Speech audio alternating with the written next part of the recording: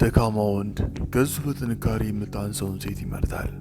አልፎም የጠየቀችውን ሴት በሙሉ ይቀበላል።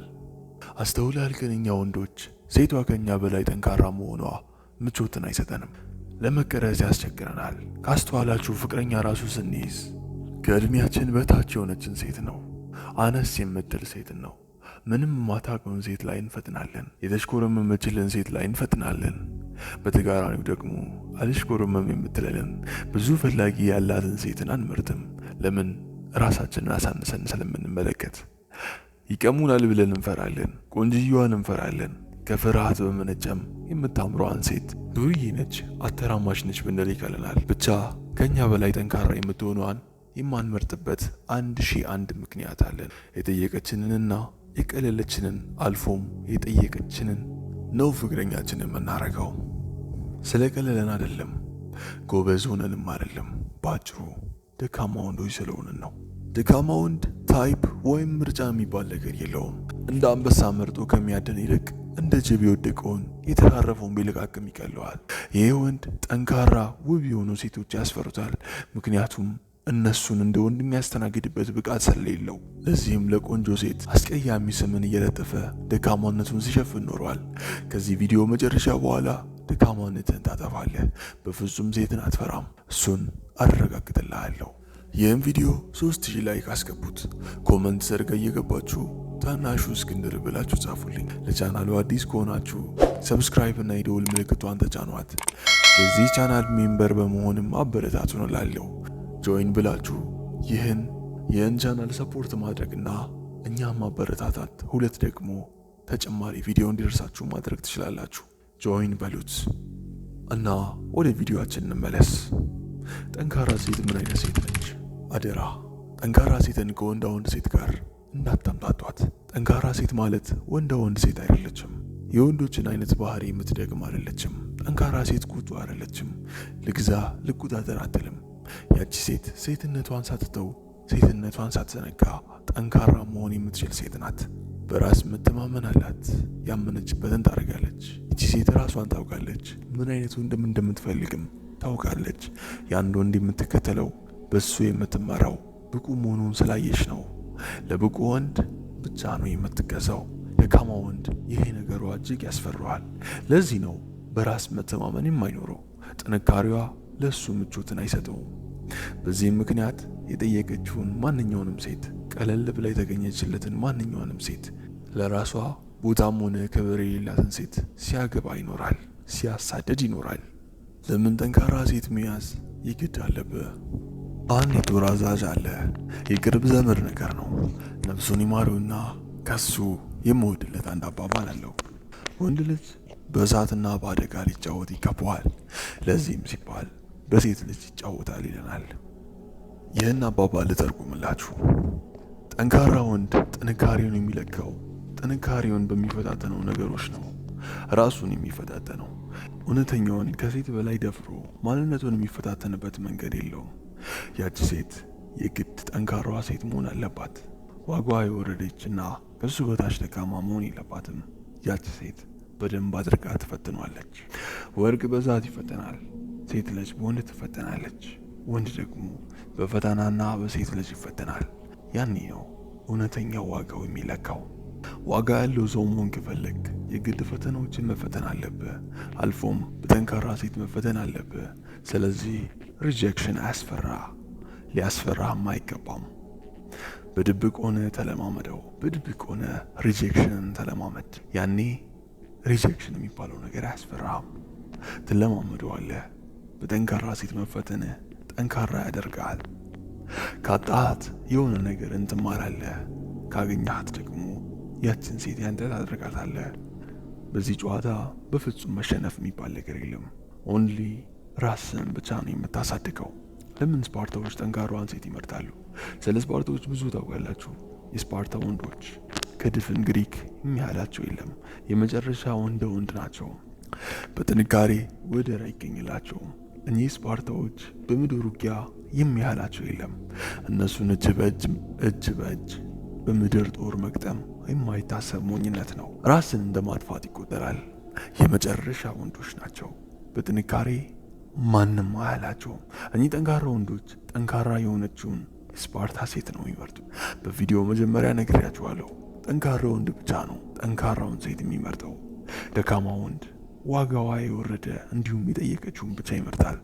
ምክንያቱም ይህ ደካማ ወንድ ስለሆነ። ጠንካሮቹ ስፓርቶች ጠንካራዋን ሴት እንዴት ሊመርጡ ይቻሉ? ጠንካራ ስለሆኑ ብቻ አይደለም፣ ጠንካራ ሴት ለቤተሰብ ለመመስረትም የግድ አስፈላጊ ስለሆነች ጭምር እንጂ። የእናንተ መስፈርት ይህን ይመስላል። ቆንጆ የሆነች ቀላ ያለች የምታምር ሃይማኖቷን የምታገብር ወዘተ። ከስንቱ አንዱ ነው ጠንካራዋን ሴት እንደ መስፈርት አድርጎ የሚመለከተው። ለዚህም ነው አሁን ላይ ያሉ ባለትዳሮች ትዳር የከበዳቸው። ምክንያቱም ባልየው እላይ ታች ብሎ ያመጣል። ሚስቱ ቤት ተቀምጣ ቲክቶክ ቪዲዮ እየሰራች ነው። ወንዱ ቆንጆ ሴት ነው የሚያገባው። ጠንካራ ሴት ማግባት ሲገባው ቆንጆዋን ብቻ ያገባል። ቆንጆዋን ያገባል። ሴቷንም ሲጦራት ይኖራል። የማያጓጓ ፋሚሊን ሳይመሰርት ሚስቱን ከልጆቹ እኩል ሲያበላ ይኖራል። ኃላፊነት አይደለም፣ ይሄ ግዞት ነው። ታላቅ ስልጣኔ መመስረት ከፈለግ ጠንካራ ንግስት ከጎን ልትቆም ይገባል። የምትቀልባ ሴት መሆን የለባትም። አላማህን ስታሳካ የምትደግፈን እንጂ አላማህን አስረስታ አላማ የምትሆንበት ሴት መምረጥ የለብህም። በስፓርታ ወንዶች መሰረት ምን አይነት ሴት እንደ ጠንካራ እንደምትቆጠር ልንገራችሁ። የስፓርታ ወንዶች ምን አይነት ነገርን ከሴቷ እንደሚመለከቱ ነግራችኋለሁ። ይታያችሁ፣ እነዚህ ህዝቦች የዛሬ 2200 ዓመት በፊት ይኖሩ የነበሩ ሰዎች ናቸው። ግን ይታያችሁ፣ አመለካከታቸውና አስተሳሰባቸው አሁን ካለነው ሰዎች በላይ ምጡቅ ናቸው። የስፓርታ ወንዶች ምናልባት መያዝ የሚገባን ሴት እንድትመርጥ አይንህን ሊከፍቱልህ ይችላሉ። ምን አይነት ሴት መምረጥ እንዳለብህ ከስፓርታዎች ተማር። ስፓርታዎች እኚህን 5 ነገሮች ከሴቷ ላይ ይመለከታሉ። አንደኛ፣ ዲሲፕሊን። የፍቅር ግንኙነት አንድ ዓላማ ሊኖረው ነው የሚገባው። እሱም ለቁም ነገር ካልሆነ አንተ ለልብ ስብራት ነው ፍቅርን የጀመርከው። ስፓርታዎች የፍቅር ግንኙነትን የሚጀምሩት ለመውለድና ቤተሰብ ለመመስረት ነው። ስለዚህ ፍቅር ከጀመሩ ለቁም ነገር ብቻ ነው። ወንድ ዲሲፕሊን የሆነችዋን ሴት ይመርጣል። ይገርማችኋል፣ የስፓርታ ሴቶች ስፓርታን ያስተዳድሯታል።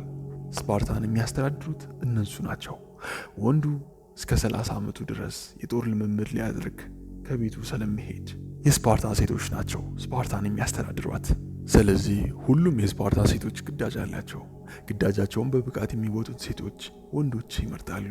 ሴቶቹ ሙያዋዝ አይደሉ። ጀግና ወንድ ነው የሚመርጡት። የመፍታት ሁላ መብት አላቸው። ዲሲፕሊን የሆነችውን ይመርጣሉ። ለምን? ቤቱን ቀጥ ለጥ አድርጋ ስለምትይዘው። ልብ በል፣ ያደረገችው ዊጋት አለ። መልኳ ለራሷ እንጂ ለአንተ ምንም ጥቅም የለውም። መልክን አትመልከት አላልኩም። ያልኩት መልክ ብቻ አትመልከት ነው። ዲሲፕሊን የሆነችዋን ሴት ለሚስትነት ምረጥ። የእውነት ህይወትን ታቀልዋለች። ሁለተኛ፣ አጋሽ ወይስ አፍራሽ? ስፓርታዎች ሚስት ቢያጩልህ ታምራለች ወይም ውበቱ አሪፍ ነው አይሉም። አንድ ጥያቄ ነው የሚጠይቁ። ልጅ ይበልጥ ደካማ ነው ወይስ ይበልጥ ጠንካራ ነው የምታደርገህ?